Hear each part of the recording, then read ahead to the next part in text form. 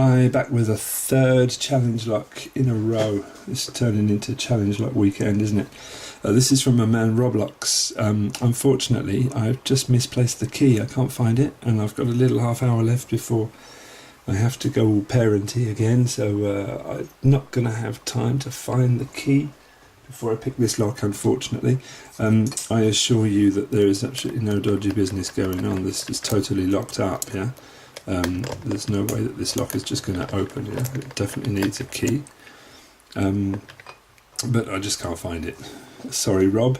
I'm going to be using Rob's pick for this.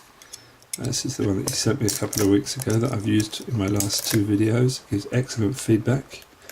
I'm also going to be using the SS Devs if and when we need something deep. I say let's go. We've got electronic click on pin number 1 to get things started.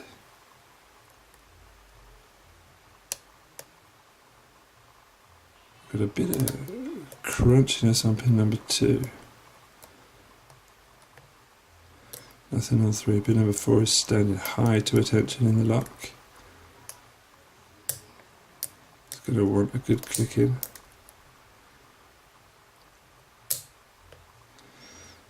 I think we've got him. No. Nothing else feels like it's binding.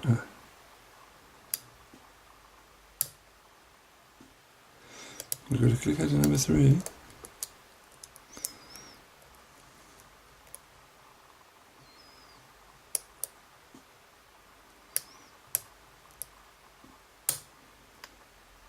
And I think that was a click out of number 4 with a bit of counter rotation to boot. Lovely jubbly. And number 2 now.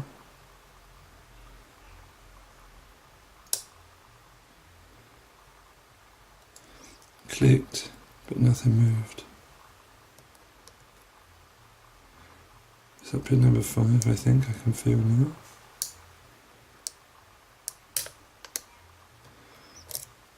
Or maybe it was number 4 again. It kind of needed a bit of manual counter rotation. Again, we've got something standing up in the middle of the lock. Thinking maybe this pick is just a little bit too pointed to get what I want here. Maybe what I need is a Tron or an Attila. Yeah, I think that was it. Kind of needed some muscle.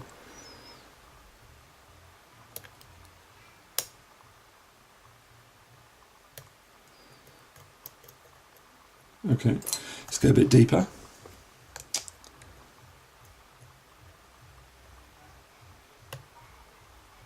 We'll click on 2.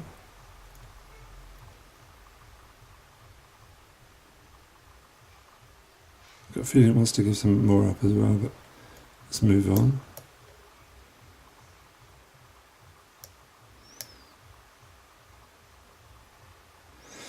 Pin number 3 is maybe binding. Feels like it needs counter rotation again though. That was number 4. Nothing on 5 or 6. At least not at this depth. Okay. Back to the beginning. Oh, pin number 1 now. Oh.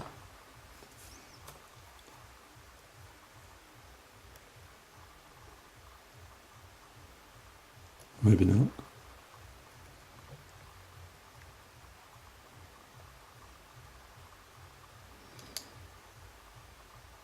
I'm not sure.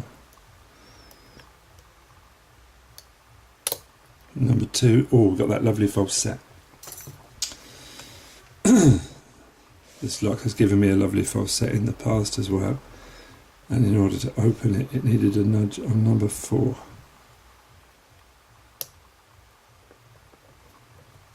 Let's see if we can do the same thing again.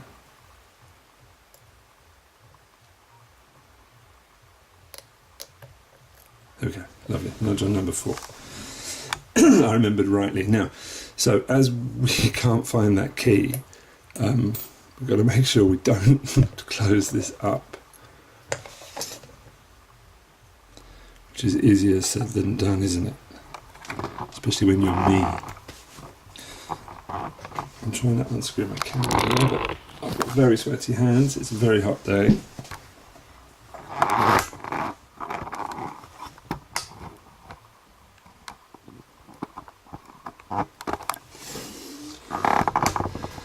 Okay, so Operation Don't Lock This Back Up has started.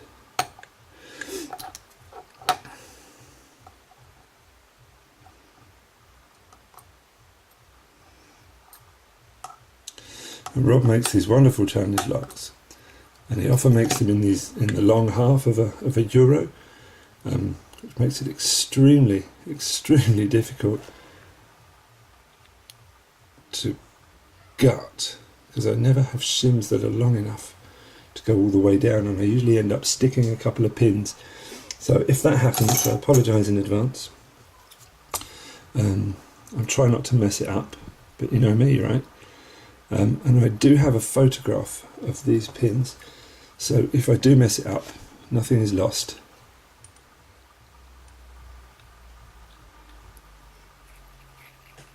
I didn't mess it up. I didn't mess it up. Wonderful. Alright, let's go.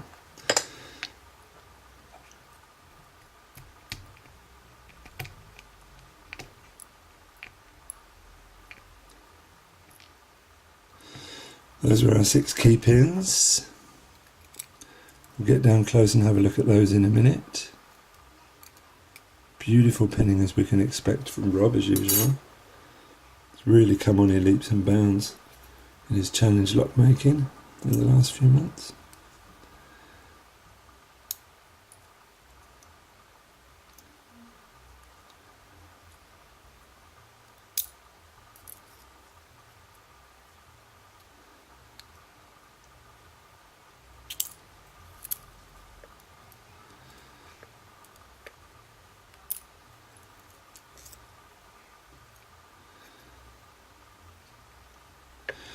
I haven't got much room here, excuse me.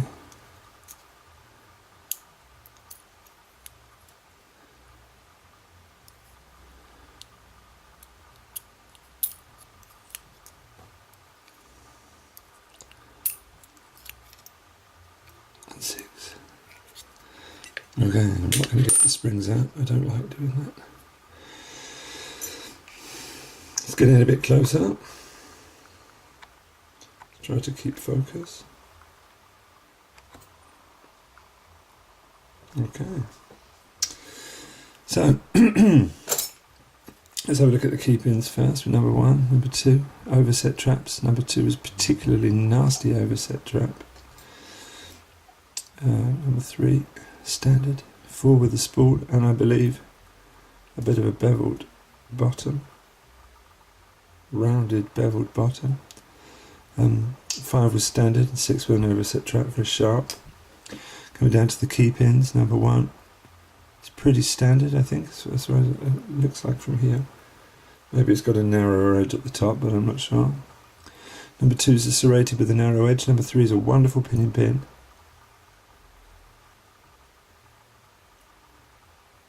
Oh, there we go. Lovely, well made, very well made. Number 4 was the one that caused us that hang up at the end. It's a very fine T-pin, as you can see, spool and T-pin. And then we've got number 5 with like a double spool, and number 6 with triple spool or something. Extremely nice work from our man Rob. Oh, excuse me. Let's have a look at the core.